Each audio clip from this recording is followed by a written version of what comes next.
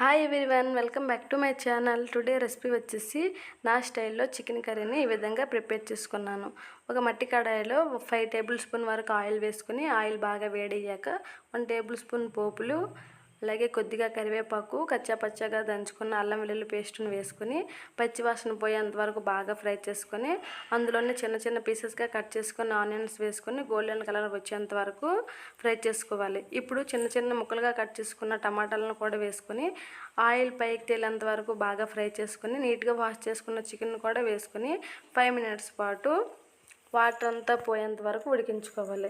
ఇప్పుడు 1 table spoon ధనియా powder, 1 table spoon జీలకర్ర, 1 table spoon chicken మసాలాను కూడా వేసుకొని గ్రేవీకి సరిపడే వాటర్ వేసుకొని మొక్క మెత్తపడేంత వరకు ఉడికించుకొని కొత్తిమీరతో గార్నిష్ చేసుకుంటే ఎంతో టేస్టీ చికెన్ కర్రీ రెడీ.